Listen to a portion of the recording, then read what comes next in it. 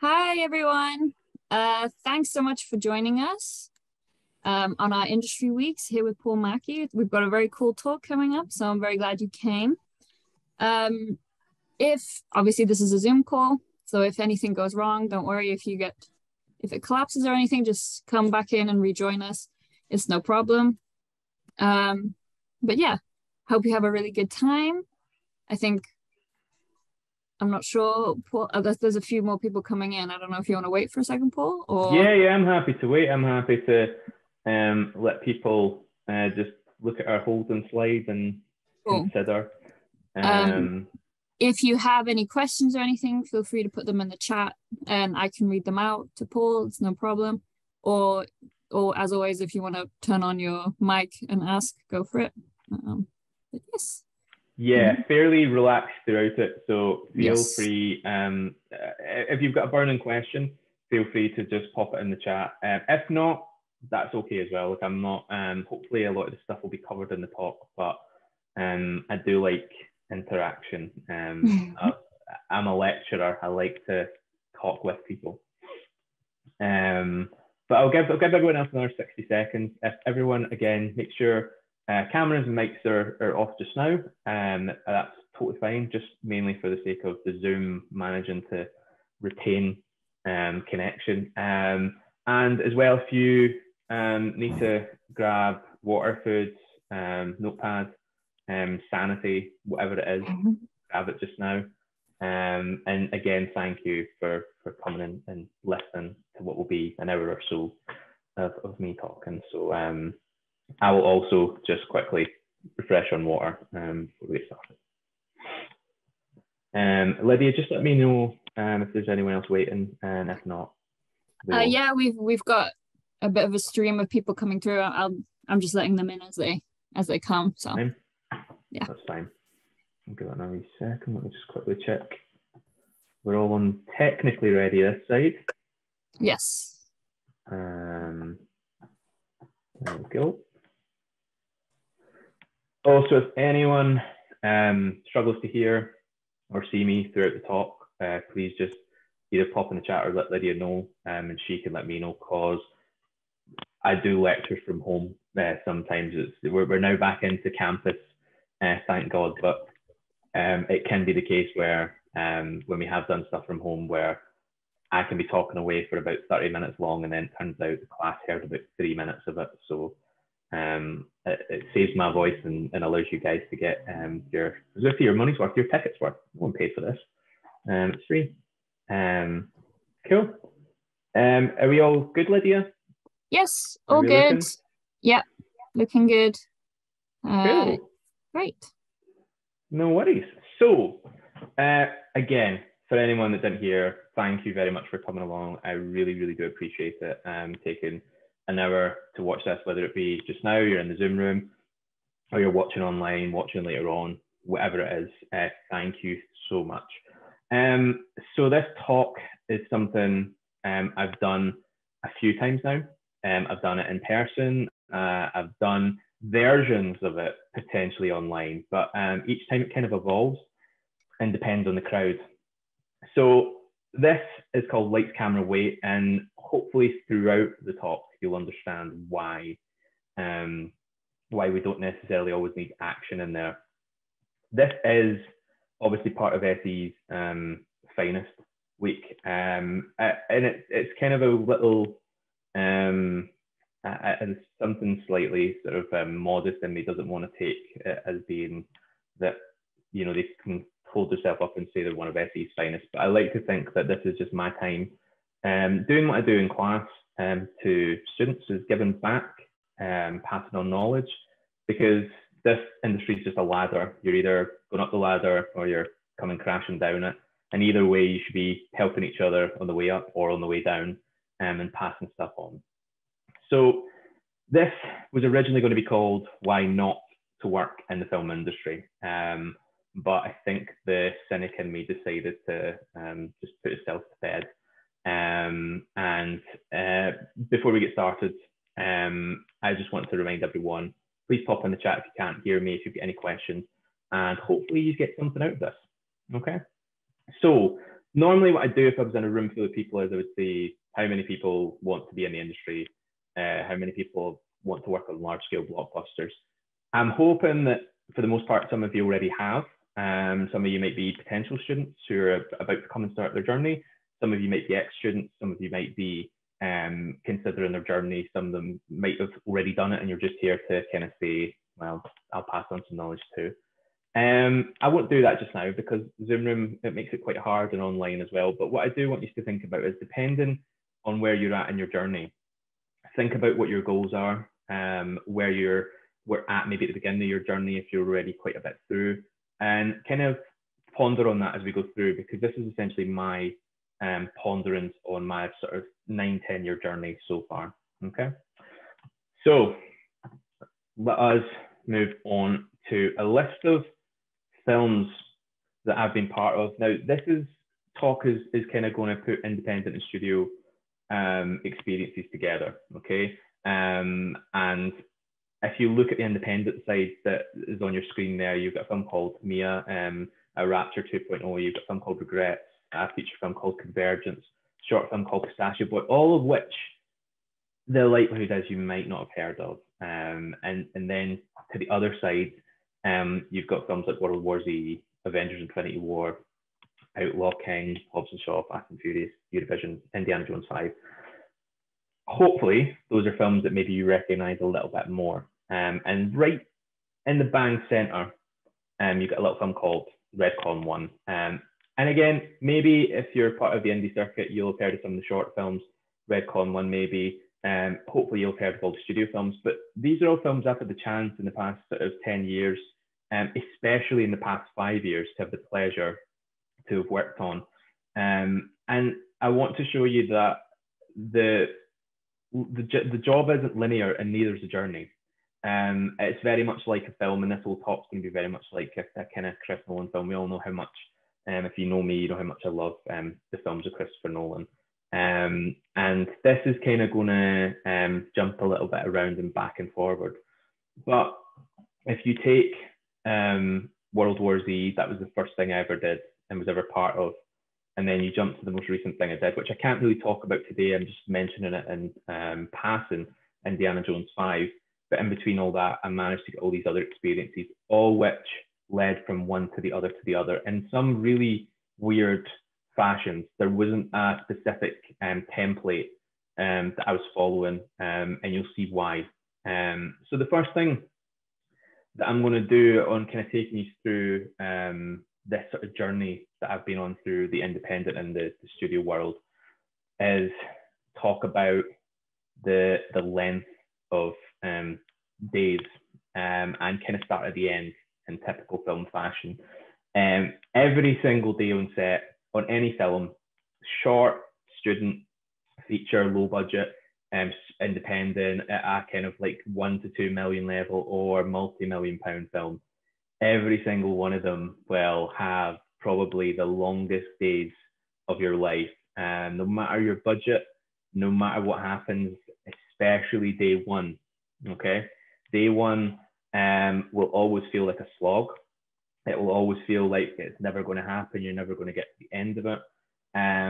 But you'll come to see that eventually you realize that that's just always going to be day one, day two, day three, sometimes all the way to day 93. And hopefully anyone who's maybe not particularly worked on either low budget or even studio films, hopefully the things that I'm going to talk about in this talk, I could use a lot of better words than that. I call myself a writer. And things I'm going to discuss in this talk, I'll hopefully help you at least make it through day one. And then after day one, everything you then learn and you put in your toolbox after that is just going to make the journey a lot smoother. And then you're probably going to start again, but you've now got this stuff in your toolbox. So let's start with number one. I've called these takes instead of point one or slide, one. And this is slightly referencing one of my favorite films, which is the opening of Zombieland. And in the opening of Zombieland, if anyone's seen it, it's a fun movie. It's not the best plot in the world, but it's a fun movie if you have seen it. And you've got Michael Cera. No, sorry, not Michael Cera. I always get him and Jesse Eisenberg mixed up. you've got Jesse Eisenberg running. We don't really know why, and then we start to see that there's these zombies around, and he's given us his sort of rules for surviving the zombie apocalypse, and it's like things like, you know, cardio and that. These are my rules, or takes in the film industry.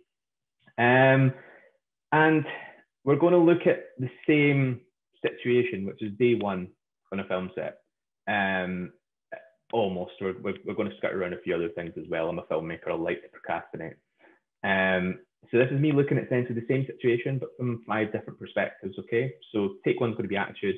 And the things I'm going to try and look at is I'm going to try and cross multiple boundaries, but the key thing that I'm going to try and look at is the things that helped me early on, or the things that I learned sometimes the hard way, and hopefully that can help someone going forward, whether it be, again, a student or someone who's going to make the leap into the industry.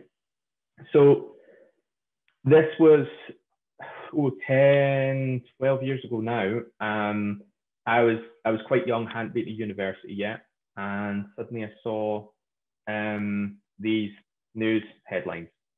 The new Brad Pitt filming in Glasgow, open casting call, Hollywood film coming to Glasgow. And just to give you context, Glasgow 10, 12 years ago was not the hub of filmmaking. Glasgow 10, 12 years ago was the hub for Taggart, River City, and some kitchen sink drama, all of which I am not slagging off, by the way, all add to the community of filmmaking and add to the money that is brought into our filmmaking economy. But no one had really brought a big, massive film like this. London, yes, some other cities maybe. And basically at the time, I wanted to be an actor, or at least I wanted to be involved in film and drama, these kind of things. And I thought I wanted to be an actor. And I remember seeing these headlines, and I think it's one of my aunties that sent me a kind of screen grab and said, "Oh, you should go into this. I mean, when are you going to get an opportunity like this?"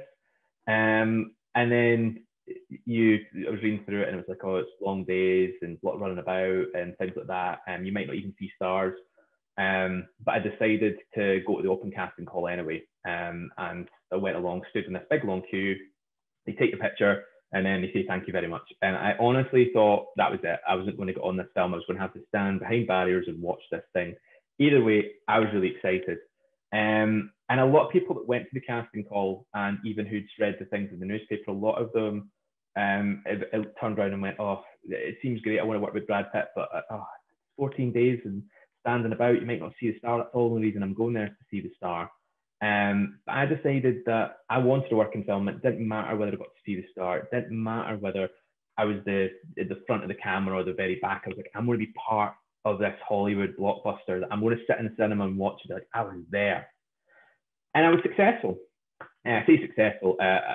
You'll see in a second that I have a fleeting moment in this film. But I always thought that it didn't really matter. I was going to take a leap on this opportunity, where other people were like, "No, I don't want to do that." And that is part of this first thing, attitude, and saying yes when other people don't, and also being ready to do the things, the harder things that no one else wants to do. Within reason as well, you know, you don't want to be taken for a mug, you don't want to be exploited in these industries. But the first thing is to make sure is you're willing to put in the hard work. And then you see something like this. You see that picture on the left there was, by the way, this is all pictures. I made a decision very early on with this talk that I wanted to express it not through loads of text on the screen, but through these images, a lot of which I just want to remind you are either ones from my own archive or from specific in some films. But a lot of these that you'll see coming up are all mine from my archive, apart from these two. So that one on the left-hand side was, I think, in the Daily Mirror or the Metro or whatever it was, the local paper. And this was my first day on set, and we're running about zombies. If you've seen the film, you know the story. And I just did what I was told. Okay, I went along, I did what I was told, I embraced all the craziness that was going on. There was big cameras I'd never seen before. There was Hollywood stars that were slightly further down. I didn't see a lot of them in the first day, but I'd come to see them a little bit more. I didn't annoy the star. I wasn't looking to be noticed. I think I was a rabbit in headlights. I was just, oh my God, there's these big cranes. And those long days they talk about, we spent an entire day doing what was the opening scene, where it's just like an opening shot over Glasgow with all these cars kind of stuck in a car jam. And I was like mesmerized by it. I was mesmerized by all the crew. I was like, how are all these crew members here? Why are they here? And then I started to, over time, understand it, because again, I was also listening. I wasn't being pushy, but I was listening and I was asking questions when it was appropriate. And even to the extent where I did tell a wee white lie at one point, because I wanted to work on it. I wanted to put in the effort. I wanted to network with all these people, that one day we were waiting to go on a set, and they kind of split the room in half and said, right, half of you are going on a set, the other half of you we don't need, to just stay here. You're going to get paid anyway. And at that time, it was a lot of money. You're going to get paid anyway, so it's fine. You just can stay here and play chess or whatever. And I didn't want to play chess. So I told a little white lie, and I said I'm going out to the toilets, which were all outside. They were like big kind of porta cabins. And I just had my little pass, snuck onto set, took a position, because I just wanted to observe. And I would even like go and annoy, to an extent, Video Village, which is where they host all the monitors. And I would just sit by that and talk to, not the director, not the stars, but the trainees and things. I just wanted to be a part of it.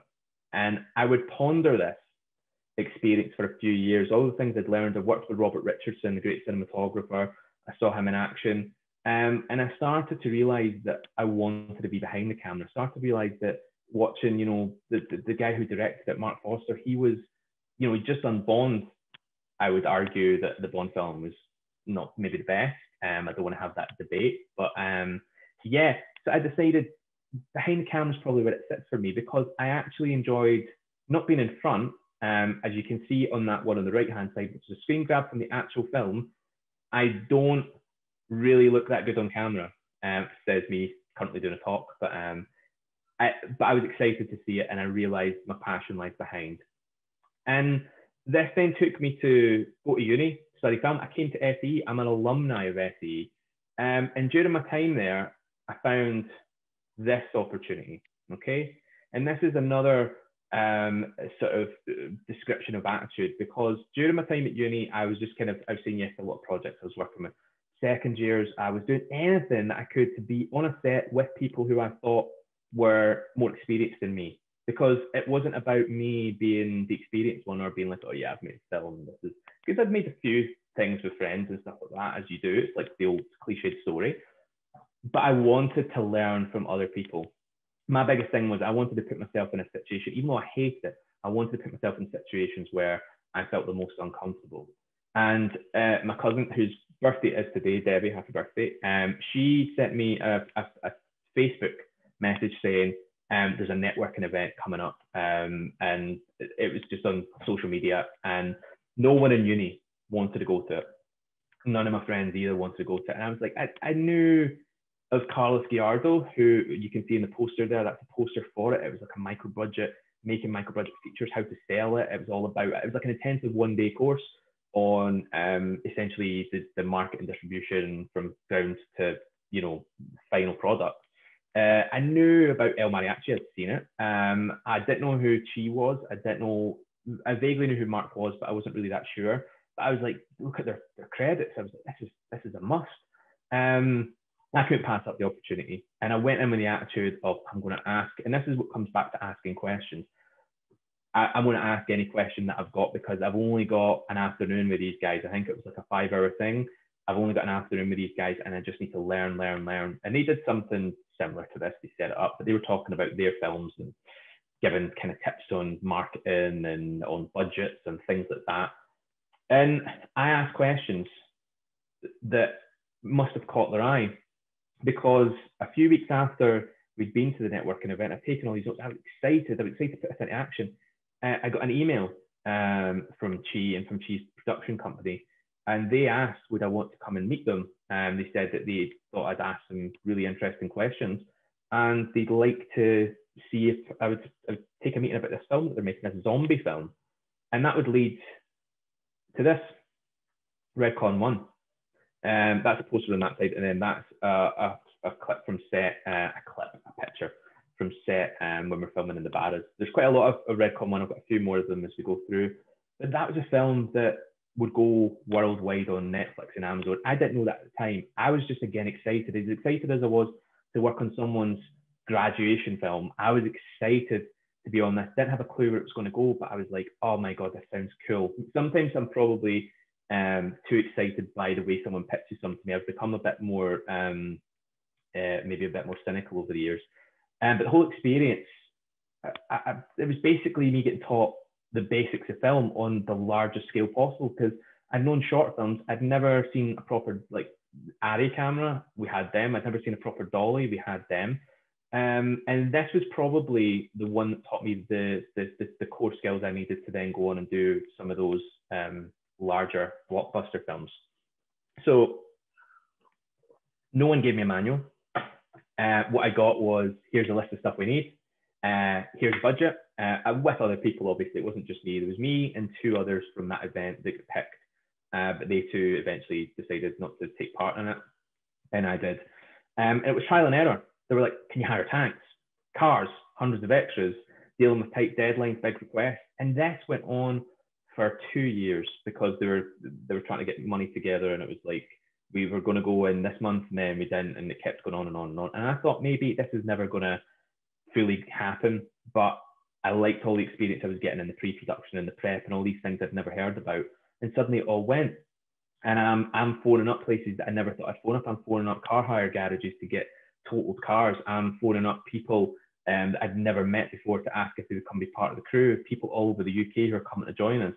And for someone who was quite a reserved person at the time, this was quite new to me and quite a scary prospect. But the problem was they had such tight deadlines, you couldn't, it was like a zombie apocalypse. It was like everyone was just running towards the finish line. And it was like, you couldn't say no, you didn't even have time to think. It was like, let me phone everyone I know that could possibly help. And we got so many amazing people. Again, the spirit of the community and the attitude of the film industry was blessed on this film. And they didn't just film in Glasgow, they filmed all over the UK. But there's things like, actors who were obviously bodybuilding, so they needed like, 14 boiled eggs for breakfast. And these are probably things that trying to find and source I should have said no to, but the innocence of it meant that I just threw myself into it, didn't have any skepticism to it. And although it was tough, it gave me tools, it gave me a thick skin, it taught me how to use a radio. I'd never used one of them before. All these things, all built from this, okay? And that leads me on to take 2, okay? Which is communication. Now, I'm just talking there about radios and things like that. So one of the biggest things I think that anyone going into the film industry, again, independent or not, at one point, and it's not just going to be about radios, I'm talking communication in general, but the reason I flag up radios, and you can see these pictures here, the one on the far left, that's from Avengers Infinity War, and we're inside the compound at Waverley. Second one's Outlook Count, and the third one, Danny the Nanny, was Hobson Shaw. There was like sometimes the only pictures you can take, because obviously pictures are prohibited on set. I probably should be sharing these, but all the films are released now, so my contract is no longer with them. But learning how to use walkie-talkies sometimes will be the most fun you've ever had. But whenever I went into someone like Redcon 1, I didn't know how to. So they were all using radio language and speak that I had no idea about. And it's that kind of thing of like being a child and wanting to be a secret agent and have like the earpiece in and the covert. But radio language and how to be clear was the biggest thing that taught me on a film set. Because the problem is, if you're, like example on Avengers Infinity War, we were segregated as a crew. We were, part of us were down in Waverley in the compound where the main battle was happening. Some of us were up on Northbridge. Some of us were down the other end of the station. Some of us were in streets so far away that we're just looking after kit. And the problem is, sometimes it's communication to do with film stuff, as in we need to move set pieces, we need to get specific people, we need to get specific equipment. You need to know what it is, where it is, and how to communicate that to someone. But also in Avengers, we were filming throughout the night. So therefore, we would have the pubs and clubs chucking out probably about 3 a.m. and we were only halfway through our filming. So sometimes, and the reality of filming on a street in Edinburgh is you're going to get confronted by some very choice people. We had security there, absolutely brilliant team at Zion who just protected the whole thing really well. But again, if you see something that is someone trying to sneak on a set, someone trying to steal stuff, again, someone takes sick, you need to know how to communicate that and not yabber on down the radio. Because the biggest thing is you would get someone going, there's there's an accident, someone's just fallen down, it's down, you know, where are we? And then it's just holding down on the radio, and this is taking up communication where someone could probably say, where are you? What do you need? And that's it. And also keying your radio as well. Don't ever do that, because keying your radio is essentially where it's in your pocket and you accidentally hit the on button, the mic button, and people can hear your entire conversation, which I think anyone that's worked in any set has probably been caught out with a few times. And it also teaches you again about understanding who you need to go to and where, because again, look at the amount of departments that are on some of those radios. 16 on the Outlaw King one, and I think there was 23 on the Avengers one.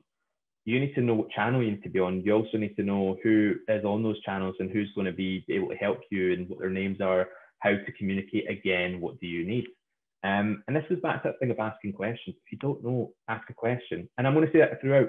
Ask questions, whether it be in this talk or whether it be in life. If you don't understand it, ask the question. Okay?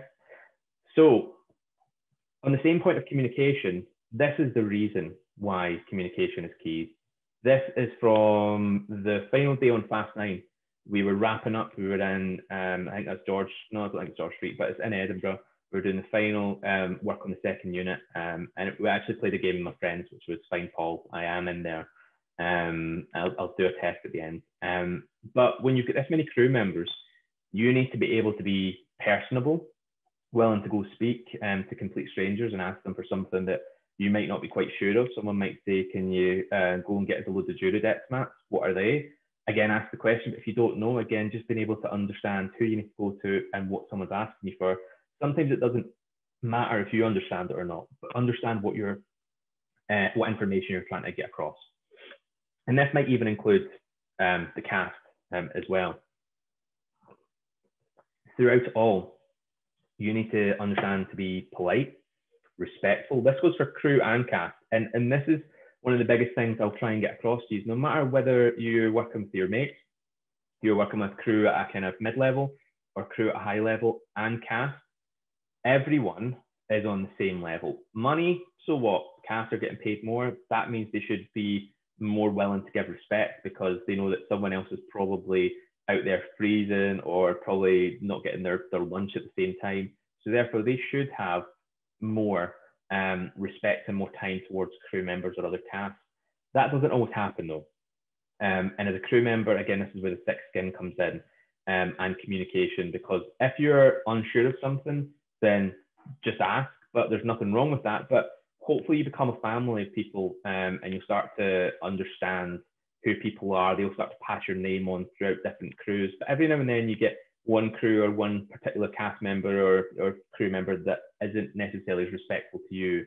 And I think sometimes we had this on, I won't say what the project was, but we had a stunt team, and it wasn't Fast 9, by the way. I know there's pictures up, but it wasn't this team. They were absolutely amazing. We had a stunt team that we were locking off a bridge in Glasgow, and it was for their stunt. They're coming up on a kind of motorbike and coming down and doing a thing. And they basically told us, we were as a locations team, because that's where I spent a lot of my time, we were told to lock off the bottom of the bridge and same on the other side so that they could do their stunt. And our main goal is don't let people up, and don't let anyone up without a badge, a crew member. So these people approached and we basically said, where's your badge if you're a crew member? They, we need to get up the bridge, we need to get over. And then they were essentially like, you need to let us over. And we're like, well, you need a badge. You know, that's the whole point. We're protecting everyone, not just, you know, yourselves. And they stormed right past. And we're not security, and even security can't do anything like that. So we spoke to our location manager or supervising location manager, and he marched them back down the bridge, down to the bottom, and made them not only apologize to us, but made them go and get their badges. And they were like, oh yeah, but we're the stunts and this is their stunt. But at the same time, again, if someone asks you to do something on a film set, especially if you're growing up the ladder, don't start to be pissy towards them, excuse my language, just because you think you own the place or you've got more power. Because I'm telling you, those people will very quickly go up that ladder as well. And eventually it'll come to a point where they're above you. And again, you don't want to have that point where they're saying, well, I'm not going to hire you because remember that time 10 years ago. So flag it up to people, and also mention if there's any health and safety risks as well. You don't want to put yourself at risk. If someone says, "Oh, go and stand on the edge of that bridge and hang off it just to make sure that we're all safe," no. Just because the superior says that doesn't mean you do it. You've got to look after yourself first, your own health and safety, your own, make sure you're well fed, you're well watered, and then look after everyone else, then help everyone else. Okay. So again, communication is key here. And the final thing is on the communication front is every day you can see a variety of things. Okay. Variety of people, variety of locations. This job going from outlooking, especially, we were everywhere. One day you can be in the centre of Edinburgh doing something at a castle, you can be in Linlithgow, you can be in Stirling, and then the next minute you're on the side of a hilltop in Loch Lomond. Day to day, you're seeing a change of locations. You're also going to be seeing a change of crew because different crews are working on different locations. One day you can be looking after stacks of water. That centre picture right there, that was a fun day. At least we were well watered. And then other days you can be, looking after props. Again, these are all first two are outlooking, third one is Avengers. The bottom two, one on the left is Avengers, and the one on the right is outlooking, props and everything like that. So you can be looking after these, and you'll see from that picture down there that crowds gather. So that was just outside of the one on the bottom, the lower left was just outside of the pizza kebab shop. It was a cake shop really, but and people obviously gathered, they wanted to see the stars. And you're going to get a bit overwhelmed at times. And you need to, again, know how to, one, be on your own and deal with people like that. Again, be personal towards public.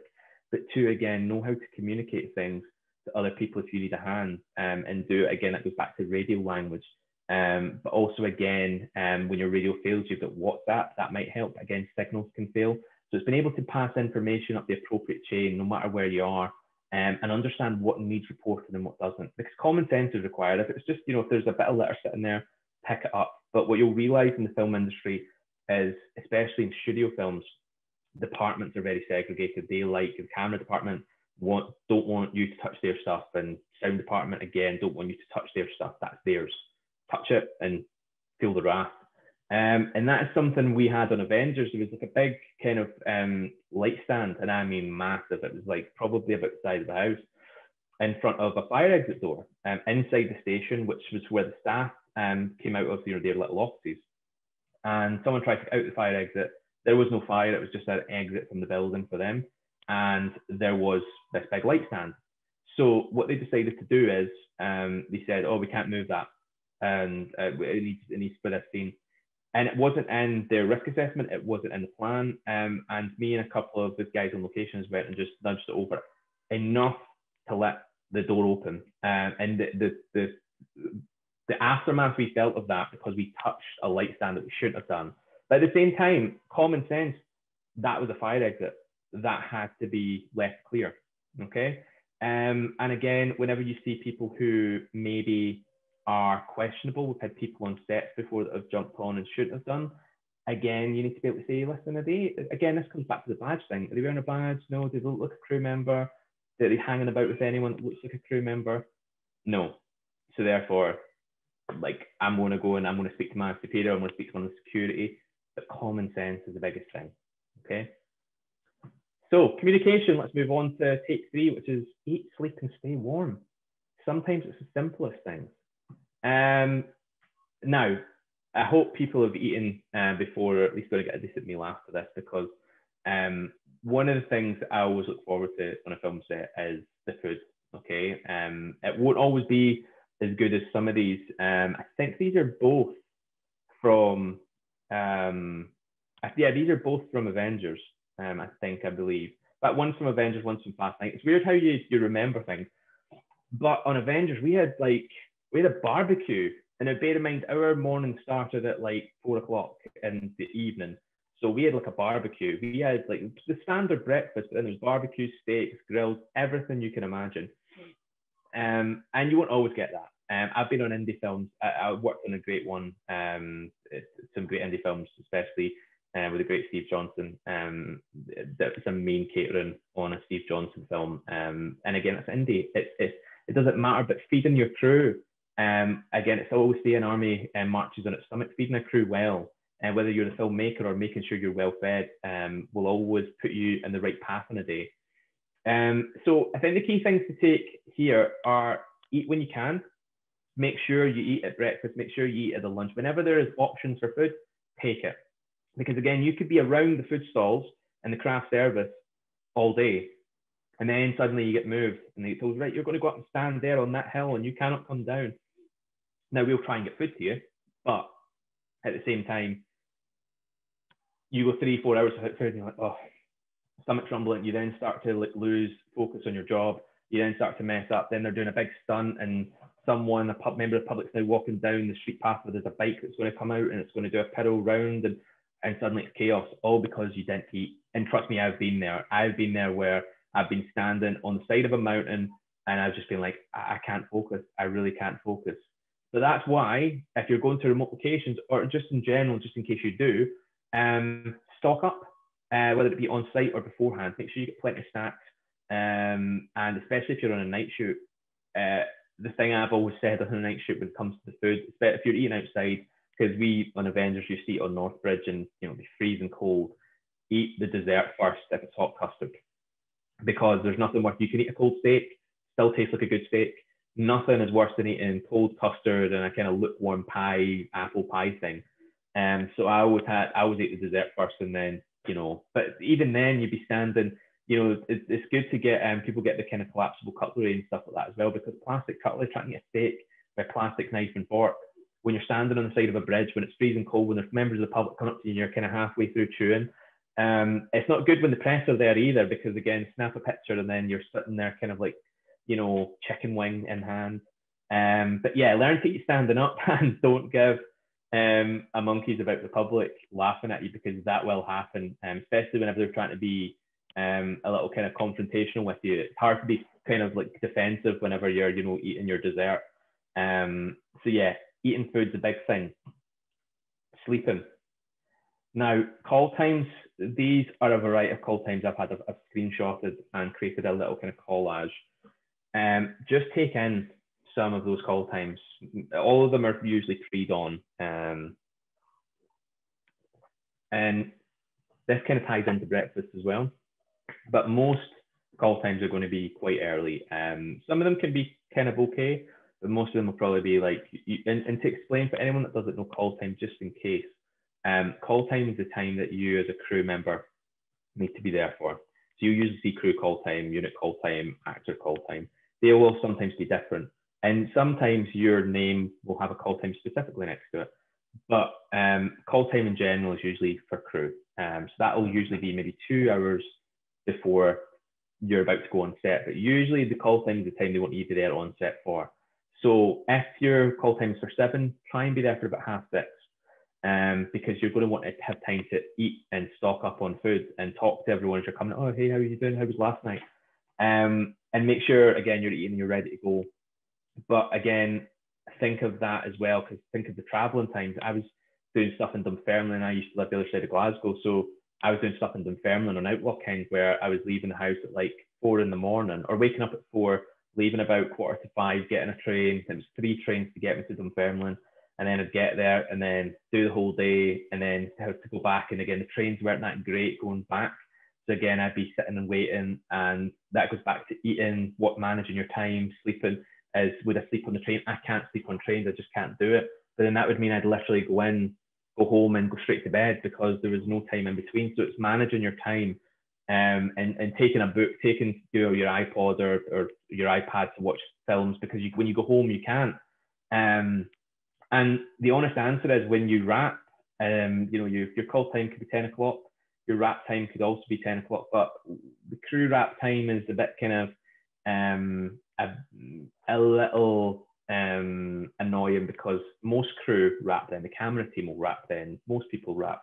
But you, if you're working on locations, or you're working like as a runner or a kind of logistics job, the likelihood is you're still going to have to clear up, because if you're filming on the streets, you need to then reopen those streets in the morning. You need to clear away all your cones. You need to clear away all your perimeters. You need to clear away all the equipment back into the vans. So although it can be financially rewarding, and sometimes accommodation supplied, I've got some great accommodation working on Eurovision. It was great because I was in Edinburgh and I didn't have to, I could just go 10 minutes down the road to a hotel, but it's not always.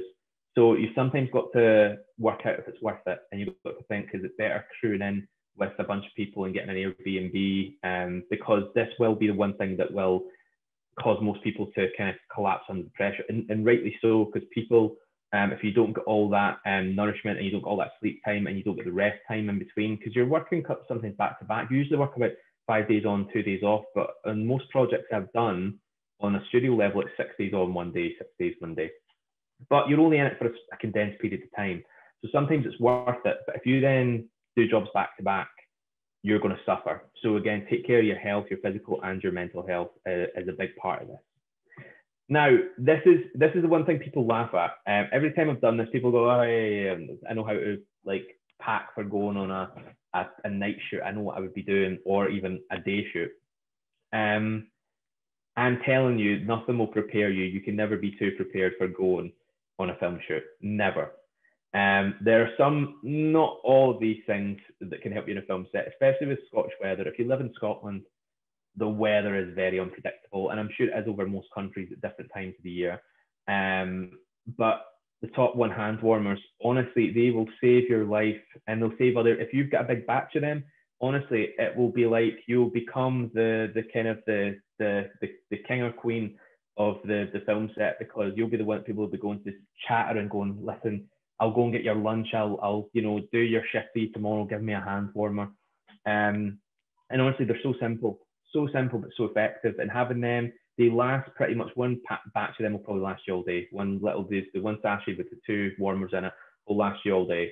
And I would sometimes find getting too warm with them, but again, never underestimate that tiny little thing. And people say, because you get gloves a bit further along, gloves are brilliant, but you can still feel if your hands are cold already, putting them in gloves doesn't do anything. But having gloves with hand warmers in it, absolutely amazing.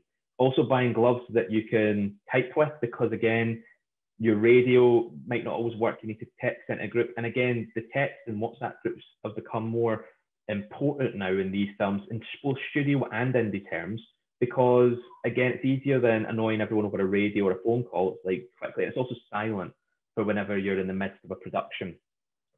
Boots, again, these are all great whenever you're, you can wear your nice trainers or whatever your kind of, your branded material is.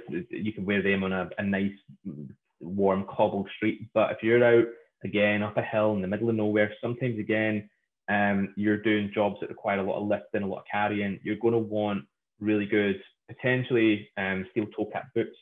Sunscreen for the other side of that, which is where again we had a really bad heat wave this summer just gone, and it's crazy how quickly someone can burn. And I'm telling you that from experience, and there's nothing worse than feeling uncomfortable in your job, because it causes dehydration, it causes discomfort, and it can also cause you to again lose focus and potentially lose I've seen people faint from it before, from the heat exhaustion. And I go from that to a parker. Like again, plenty of pockets. That is, forget, everyone knows about a jacket. That's an obvious thing. But plenty of pockets and plenty of places to put your portable charger, and put your hand warmers, and put your, if you've got any materials to deal with a notebook and things like that. They're all things that I would expect. Tea or coffee or hot drinks. Again, if you're going to be in a cold climate, water anyway. You should always have water with you, and you can always top these up on set. And if you're doing an independent production, usually they should supply that as well. But again, if you're producing as an independent, make sure, again, supplies like this become, maybe not the steel toe cap boots. Again, you've got little supplies like this in case people need them, because again, tea, coffee, food, hand warmers, these are the things that are going to make you comfortable on a set. And food, that's to represent food. Again, goes back to that thing, go prepared, all right? And I know that's a lot, and it seems like going through that, but I'm telling you, this is, regardless of what you're doing, whether it be studio, indie, short film, student film, those things and a few other core items will absolutely save your life.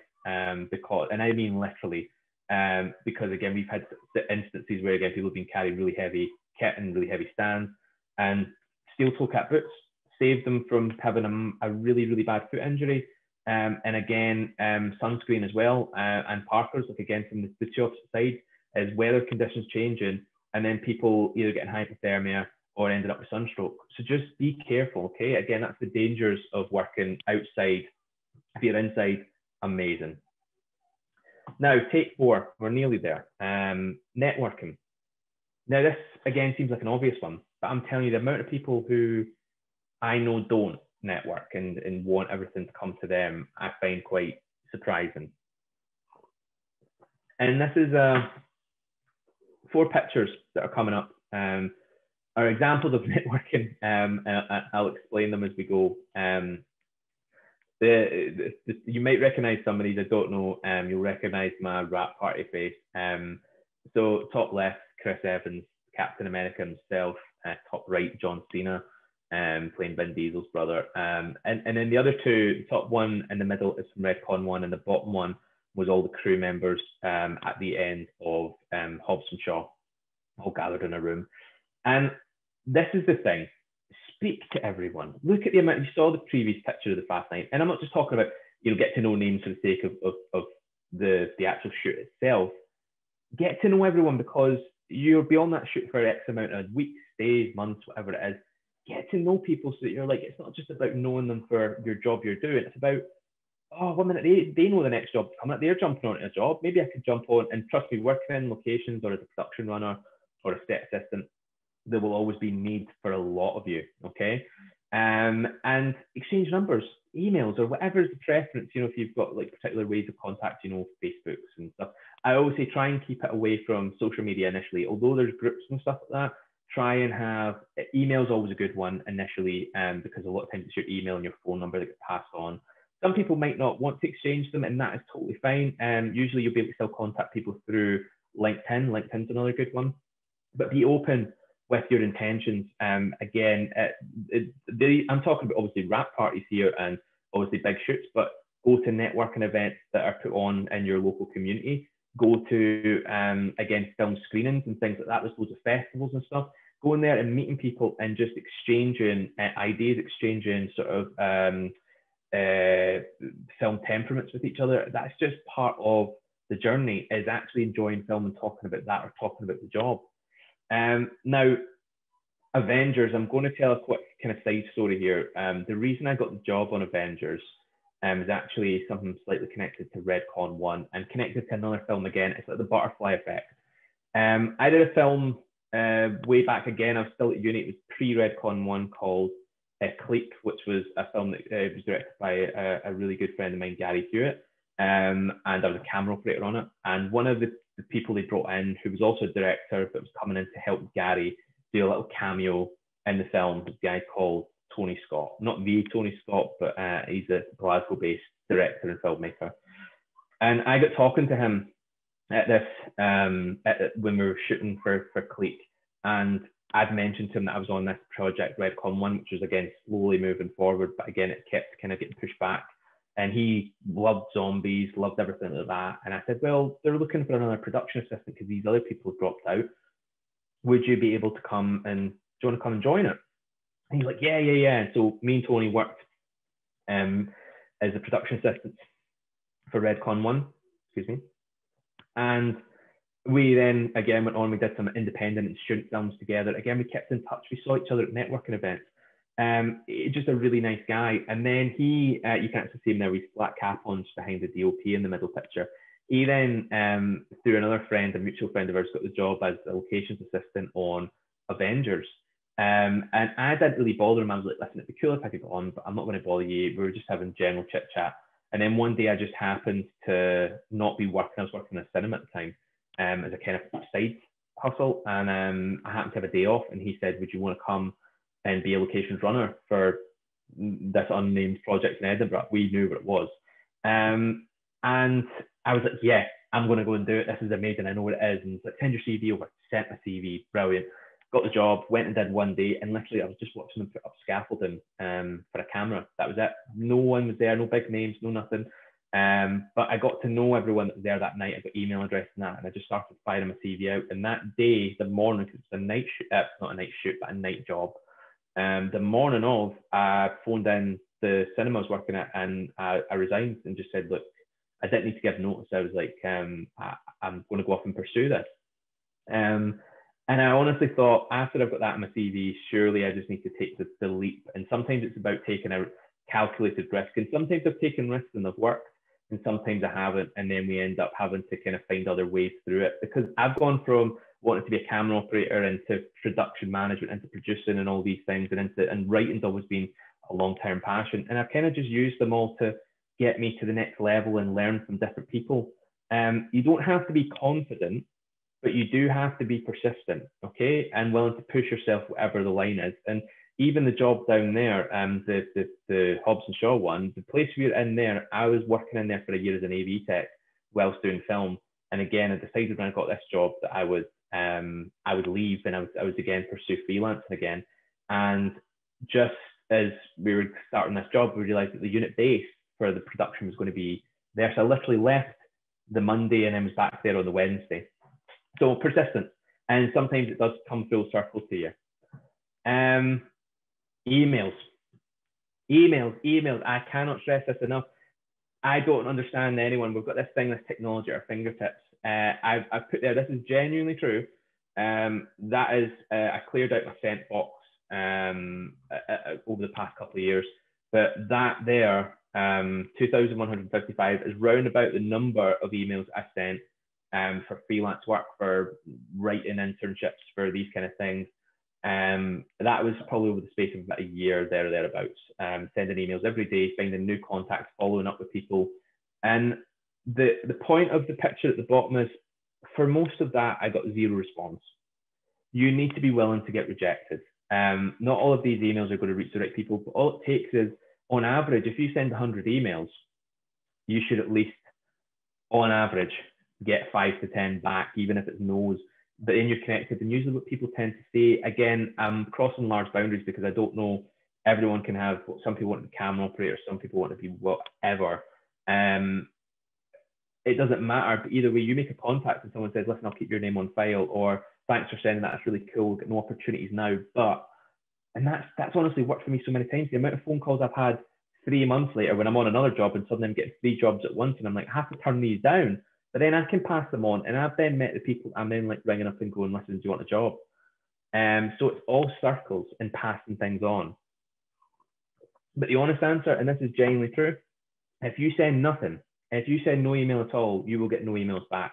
It's better to send 2,000 emails and get none back, and at least be in the game. It's in the lottery. Put in for the lottery. You can't win it if you're not in it. It's a very old saying, but take 5, okay? We are heading towards the end of this. So again, if you do have any questions about this, please do put them in, because it's not just generalized questions. If you've got very specific questions, I'll take them as well in terms of about specific productions. But the key thing here is, if there's knowledge I can pass on, I really want to pass it on. And this is part of what Reflect is about, okay?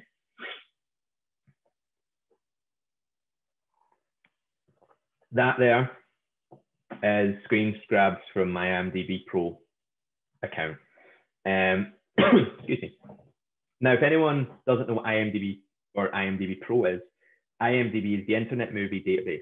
And I'm sure you've all looked it up at some point or another where you're like, oh, who's that actor? Who was in that film, or what's happening?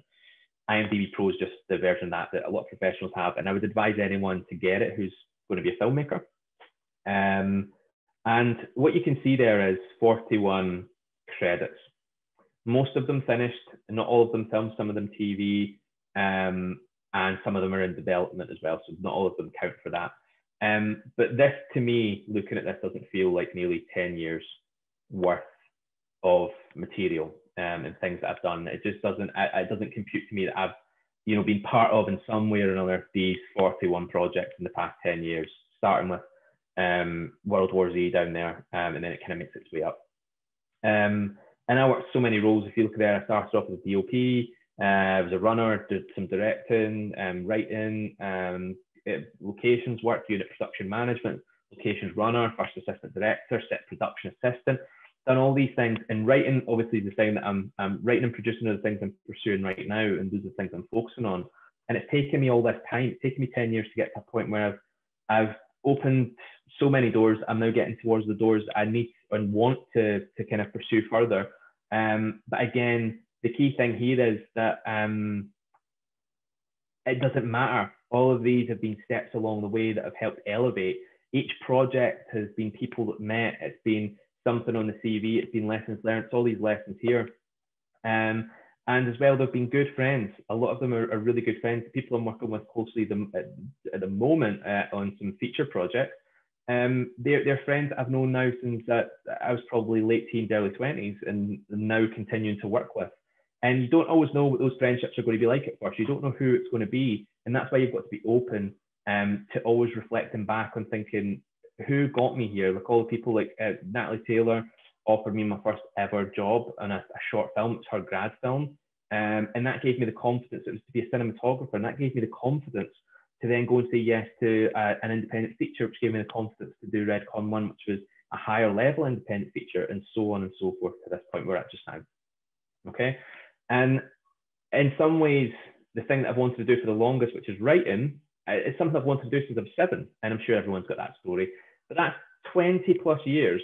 And I'm still feeling like I'm starting from scratch with every project, and I'm learning, something new.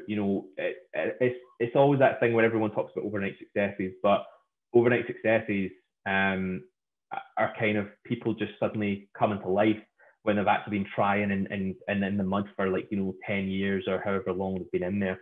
So never give up and never see, oh, I've done 10 years and I'm getting nowhere. Well, if you look at your CV, your IMDb, if you look at the projects you've done, you've come so far in that space of time, and you've got to reflect on that when you're feeling, definitely when you're feeling at your lowest and you think, well, no one else is doing that, because if you're doing it, at least you're doing it and learning from it, and you might change direction, and I've done that plenty of times, but as long as you're still pushing, you will still be able to achieve that goal that you set out to do. All right. And some final kind of pictures. I've got one more topic to talk about, but this is kind of a small literal reflection, but reflecting is a key part. And these are pictures from across all the projects. Okay. You've got Eurovision, Outlaw King, you've got the Avengers ones, the Fast 9 ones, Danny the Nanny, all of these. And that one in the middle is the one that I always go back to the most. That one, you can just see me kind of the 3/4 of the way to the right. 2 wee seconds. I think my screen's just going. Give me a wee second. Let me see if I can return to this. Always just as things are going okay. Give me a wee second, guys.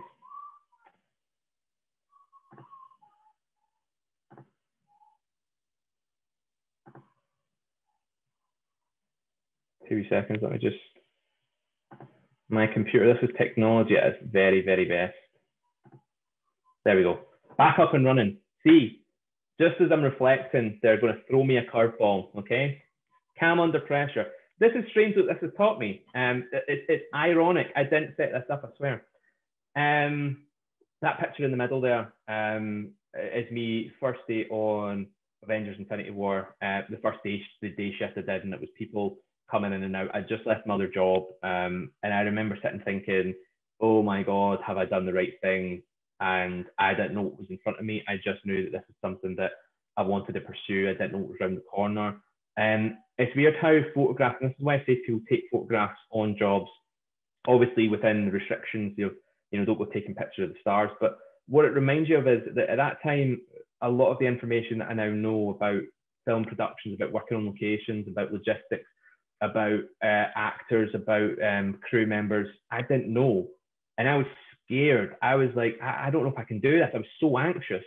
And then I'll go on to the next step of the journey. I'll be taking on a bigger project. I'll be taking on a bigger role, which I'm doing just now with some of the projects I'm producing. And I go back to that same thing of feeling like, oh, I think I've hit my ceiling. Surely I don't know if I can do this. I don't know if I'll get past this. I don't know if what I'm doing just now I'm going to be able to achieve, and what if it all goes wrong, and you start going through all those same things.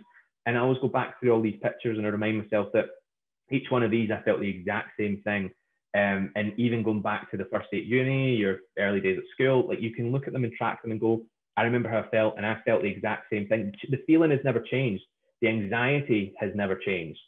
And regardless of whether your situation or your the thing that you're part of has gone good or bad, You need to be able to reflect on that. And each day as well on a production, if possible, try and reflect on it. Excuse me. Some days are boring, some are exciting. And sometimes it just feels like you're in a construction job, or you're in a security job, or in a kind of like, you know, something that is completely opposite to film. Because if you're standing there and watching someone paint, you're just like, this isn't a film. But then you see some really cool stuff, like the equipment that's out there, like all the actors, like all the stunts that I've seen. And then you go, yeah, that was worth it. That bad day I had, that was worth it for all those other things, all those people I met, all those situations that I've now got under my belt I can use and pass on. The biggest thing is passing forward. And I'm hoping that sometimes that we go through things so that other people don't have to, that we go through that situation and say to someone else, listen, that happens, this is what to do. And sometimes I have to remind myself when I'm in the middle of the madness that, you know, where I was, you know, sitting when I sort of left school and I was thinking about what I wanted to do, I dreamed of being on a film set as an extra. And I got that opportunity. But then sometimes it's a reminder of how lucky you are, and that someone else would kill for your job. Even if you're at the lowest level, someone else will kill for that and kill for your experience. And that's why I never take for granted the experience I've had. And that takes me neatly onto this next thing, which is the martini take. I didn't know what the martini shot was. It's called shot, but it's just easier for this one to call it take. Martini shot, which is called accept and adapt. Now, the martini shot in film, for anyone that doesn't know, is an old phrase that's still used today, is the final shot of the day. Because they used to say, right, we're going for the martini shot, because the idea was this is the last shot, and the next shot would be a shot of martini in the bar afterwards. It's a really old hat way. Accept and adapt. Now, what I'm about to show you is less to do with film production side and all these indie films, but it's actually to do with the thing that I'm pursuing just now, which is writing. And this is all screen grabs from emails. And I use Film Freeway, so it's like things from that. About projects I submitted, scripts. And all of them have usually the same thing, which is thank you, but no thank you. Your project was selected. We had 10,000 projects, but you know, we didn't think yours was right for this. Keep it up, the usual. Rejection. And what you'll notice is the rejection ones sit at the top and sit bigger than the three that are down the bottom. Now, there's more than three. I've just taken a selection here. Three that are down the bottom are three ones where I got accepted. They accepted the script. They took it on. It won awards, etc. But you don't really learn anything from your successes. You can do, and I'm not saying there isn't ways to, but I found as hard as it is, and genuinely, trust me, I don't like failure, but I know and I've learned that failure is one of the best things that can happen to you. I worked out that I've got 6 projects, 6 scripts that have been submitted over the period of about a year and a bit. 31 submissions. It does cost, by the way, so if it was free, then I would be doing hundreds, but you know, you've got to watch the pennies. 21 of them out of that 31 were not selected. Okay, 21. 4 of them were selected. 2 won awards, 3 won semi-finalist places, and 1 was a finalist, 1 was an honourable mention. Okay, but the feedback that comes with these sometimes, they don't all do it, but if you pay a bit extra, you get feedback. And the feedback from the ones, it's the same scripts. Some of them were winning in some competitions, and some of them were like, oh, we hate it. This doesn't make sense at all.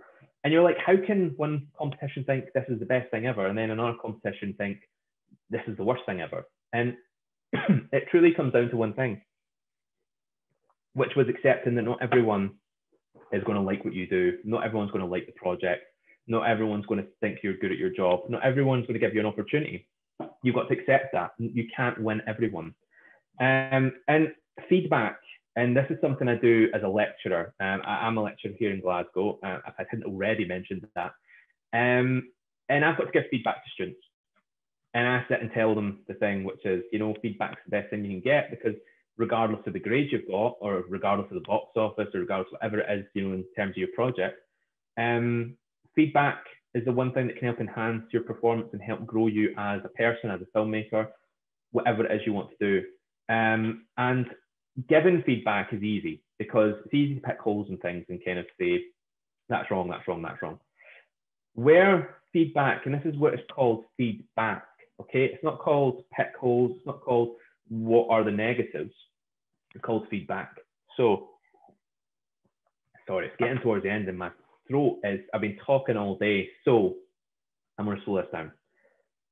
Feedback is there to say, right, this doesn't work, but, and it's the but that's important there, it's the what could you do?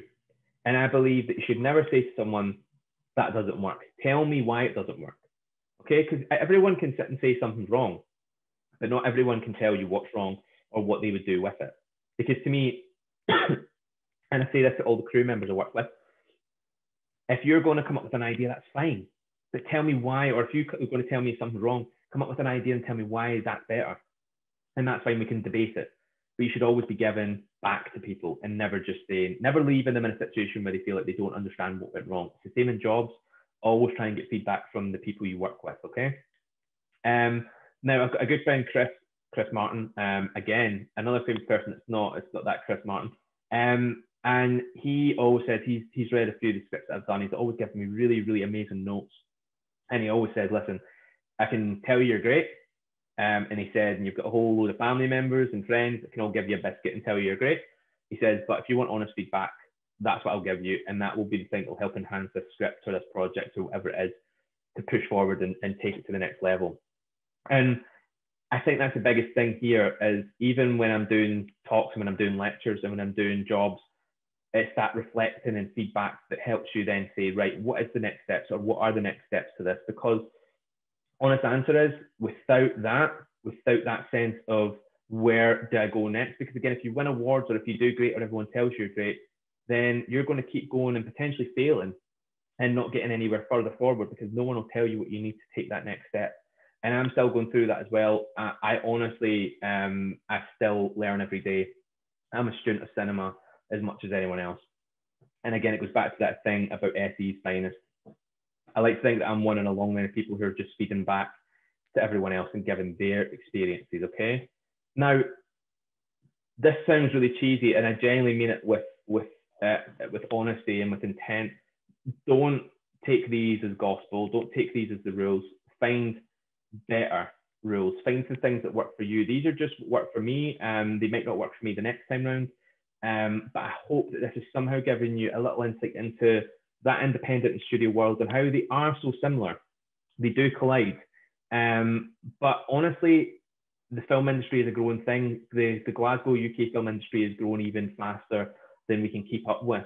And I honestly, genuinely believe that everyone, regardless of where you are across, you know, I don't know where everyone specifically is going to be from, but is find the things that are working for you, find the film industry and what your film industry is, and try and connect with those people. Because the first thing you can do is reach out. And honestly, I wish everyone the best of luck. If there are any questions, I'll take them. I can't see the chat right now, but are there any questions, Lydia? Or not currently, no. That's fine. That's fine. The only thing I'm going to end with, because these things sometimes I kind of feel like hopefully you cover things and people don't ask questions, but there's a couple of questions that people ask me the first day in a class when I've got a new intake.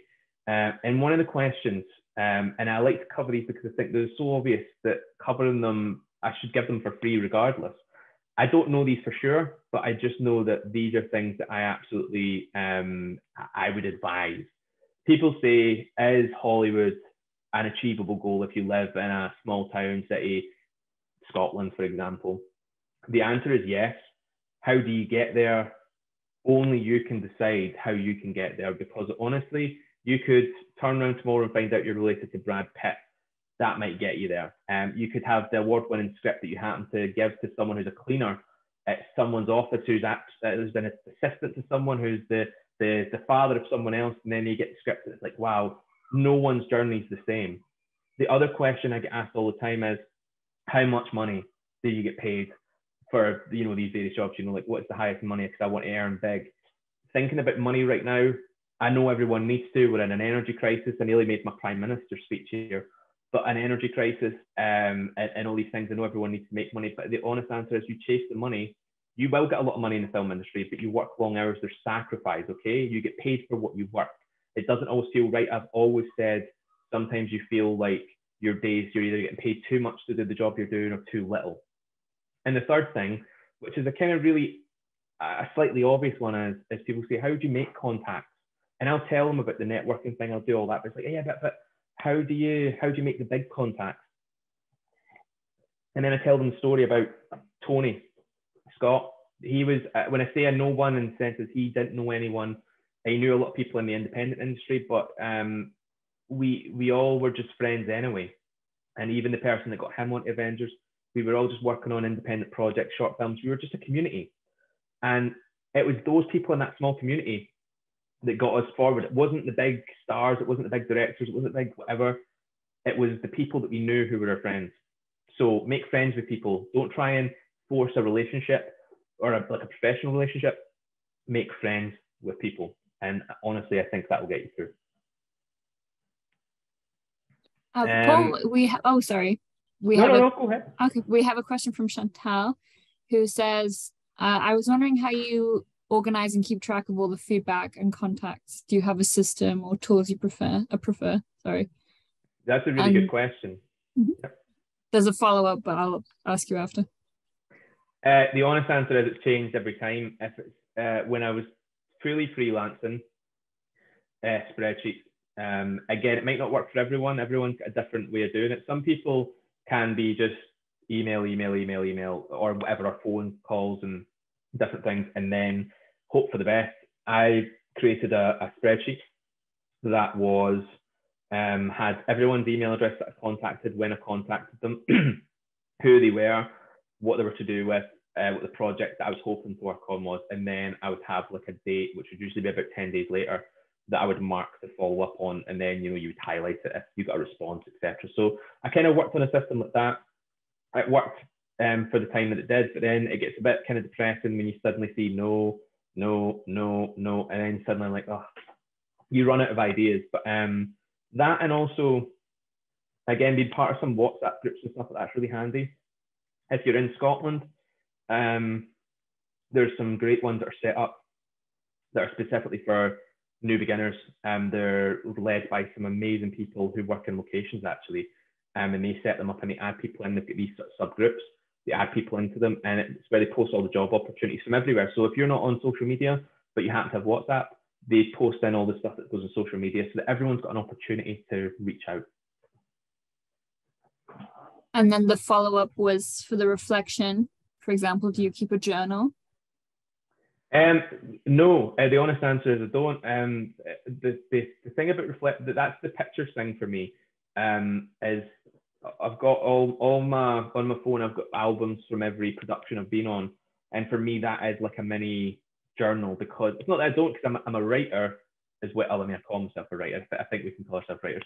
And I think I do use some of that stuff when writing. You kind of take situations and stuff. So I suppose there's a sense of self-reflection in that, but I'm not a reflective writer in that sense. But again, images are a big thing for me, and being able to look through that album on my phone of that job and kind of again track the progress of that, especially if it was a job where I was starting kind of quite low down. Again, even when I've done producing, I kind of start from the bottom again. So it's like the sense of journey in the job.